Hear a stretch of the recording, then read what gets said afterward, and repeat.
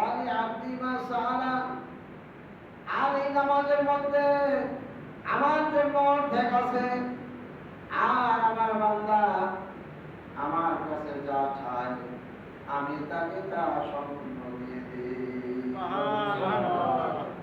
আরো আসতে বলেন সুবহানাল্লাহ। বাহ, ভালোই তো। আলহামদুলিল্লাহ, আলহামদুলিল্লাহ। আমি একটা হাদিস তেলাওয়াত করেছি, কালেমা তানি, এমন দুইটি কালেমা রয়েছে, হাবিবাতানি ইলার রহমান, দয়াময়ের কাছে খুবই প্রিয়। বলেন সুবহানাল্লাহ। আল্লাহর কাছে খুব প্রিয়। খাফিফাতানি আলাল লিসান, আর জিহ্বা দিয়ে জবান দিয়ে উচ্চারণ করা খুবই সহজ। সহজ। আর সাবিলাতানি ফিল মিজান, মিজানের নেকি পাল্লার মধ্যে এই কালেমাটা অত্যন্ত ভারী। বলেন সুবহানাল্লাহ। সে কালেমাটা কি শুনবেন তো? শুনবেন না? বলেন আমার সাথে সুবহানাল্লাহ। সুবহান আল্লাহ মানে সুবহানাল্লাহি ওয়া বিহামদিহি সুবহানাল্লাহিল আযীম। বাস এই বাক্য, সুবহানাল্লাহি ওয়া বিহামদিহি, এটা একটা বাক্য। আর সুবহানাল্লাহিল আযীম এটা একটা বাক্য। এই দুটো বাক্য আল্লাহর সাথে প্রেম ভালোবাসা মজবুত করে ফেলে। এরপরে মুখে উচ্চারণ করা খুব সহজ, আবার মিজানের নেকির পাল্লাটা অনেক ভারী। আল্লাহ, আমরা পড়বো তো যখন তখন, কি পড়বো না? পড়বো না? হ্যাঁ, আপনি যদি একজন ব্যবসায়ী হন, ব্যবসার সময় ব্যবসা তো ঠিক মতো করবেন, কম বেশ করা যাবে না, উচিত মূল্য দিতে হবে। আর বেচা কিনা হয়ে গেল, হিসাব নিকাশ হয়ে গেল, ওখানেও সতর্কতার সাথে করা, এটাও হলো মুত্তাকির পরিচয়। বাস আর কোনো কাজ নাই, তখন আপনি সুবহানাল্লাহি ওয়া বিহামদিহি সুবহানাল্লাহিল আযীম পড়তে থাকেন। সুবহানাল্লাহ, আলহামদুলিল্লাহ, আল্লাহু আকবার পড়তে থাকেন, লা ইলাহা ইল্লাল্লাহ পড়তে থাকেন। তাহলে এই সূরাটার ফজিলতটা হলো এই যে নামাজ, এটাকে নামাজের মধ্যে আল্লাহ পাক নবীকে জানাই দিয়েছেন, এটা হবে হাদিসে কুদসি বলা হয়, যে হাদিসের মধ্যে আল্লাহ বলেছেন এরকম কথা থাকে, ওই হাদিসটা হাদিসে কুদসি। আর যে হাদিসটা রাসূল সাল্লাল্লাহু আলাইহি সাল্লাম বলেছেন এরকম থাকে, সেটা হলো হাদিসে নববী। হাদিসে কুদসি আর হাদিসে নববী। তো এটা হলো হাদিসে কুদসি, আমি আমার বান্দার মধ্যে, আমার মধ্যে সালামকে দুই ভাগে ভাগ করেছি, অর্ধেক আমার জন্য, অর্ধেক আমার বান্দার জন্য। সুবহানাল্লাহ। অন্য এক আয়াতে আছে, যখন ইয ক্বালা আবদি আলহামদুলিল্লাহি রাব্বিল আলামিন, যখন আমার বান্দা আলহামদুলিল্লাহি রাব্বিল আলামিন বলে, মা বোনেরা আপনারাও শুনবেন, যারা যেখানে আছেন তারা সেখানেই শুনবেন।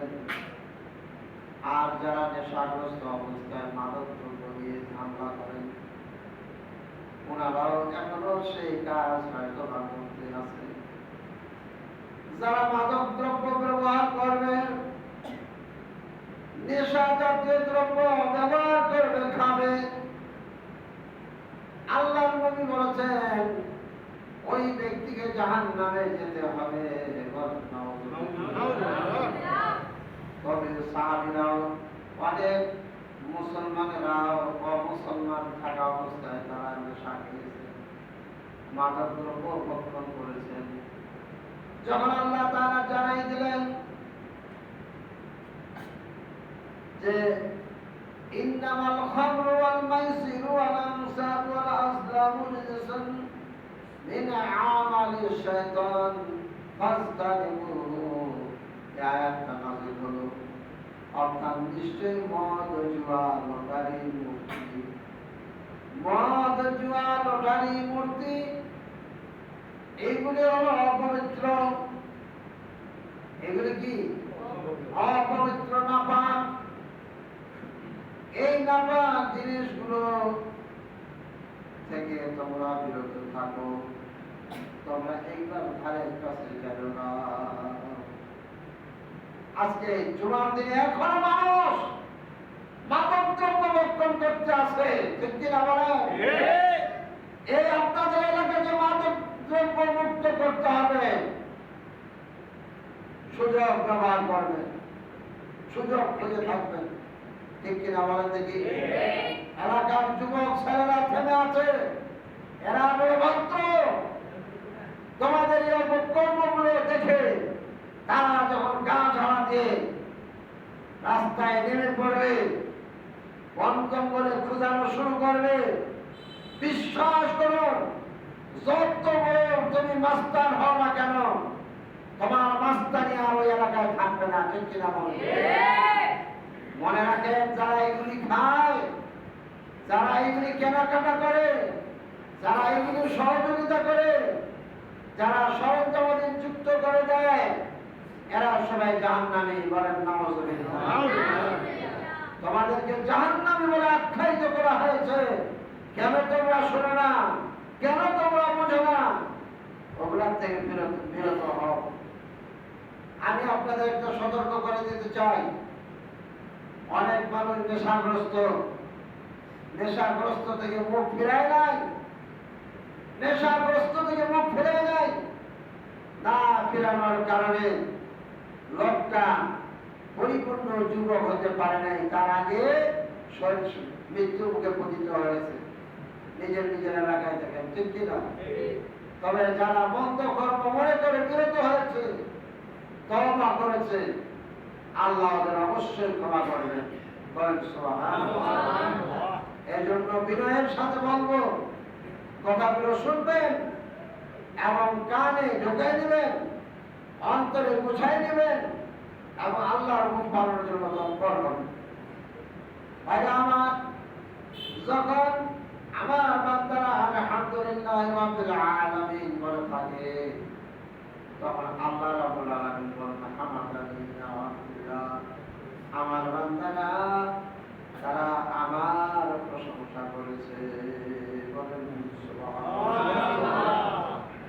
আপনি বললেন আলহামদুলিল্লাহ রাব্বিল আলামিন, আমাদের প্রভু মালিক আল্লাহ, সঙ্গে আপনার কথার জবাবে বললেন আমার বান্দা আমার প্রশংসা করেছে। তাহলে বলেন আপনাকে আল্লাহ রাব্বুল আলামিন কত ভালোবাসেন, ঠিক কিনা বলেন? আরো জোরে বলেন, ঠিক কিনা? যখন বলে মালিক ইয়াউমিদ্দিন, তখন আমার আল্লাহ বলেন আসনাবি, আমার বান্দা আমার গুণ কীর্তন প্রকাশ করেছে। বলেন সুবহানাল্লাহ। আমার গুণাগুণ বর্ণনা করেছে, আল্লাহ খুশি হয়ে যান। আমি বক্তৃতা দিলাম, মনে করেন খুব সুন্দর, আপনাদেরকেও ভালো লাগছে, আপনারা এখন পাল্টা জবাব দিচ্ছেন, আহা ওস্তাদি আপনি যে কথাগুলো বললেন এত সুন্দর লাগলো, লাগেই তো নাকি বলেন? এই কথাগুলো ভালো লাগে না? মুমিনদের জন্য দিলের খোরাক। করেন সুবহানাল্লাহ। আপনি বললেন ওস্তাদি কথাগুলো কত সুন্দর বললেন, আপনি এরকম বলতে থাকেন, তখন আমারও মনের ভিতরে একটা আনন্দ আসবে যে না, আমার ভাইরা কথাগুলো বুঝতেছে, ঠিক কিনা বলেন? আপনার কথা শুনে যখন আল্লাহ পাক বলবেন আমার বান্দা আমার প্রশংসা করেছে, আমার গুণ কীর্তন বর্ণনা করেছে, যখন বলে মালিকি ইয়াউমিদ্দিন, তখন আল্লাহ রাব্বুল আলামিন বলেন আমার বান্দা আমার শ্রেষ্ঠত্ব মহত্বতা বর্ণনা করেছে। বলেন সুবহানাল্লাহ। সুবহানাল্লাহর আওয়াজ তো ছোট কেন? আল্লাহ কি বলেন? আমার বান্দা আমার শ্রেষ্ঠত্ব মহাত্মতা বর্ণনা করেছে, বলেন আল্লাহু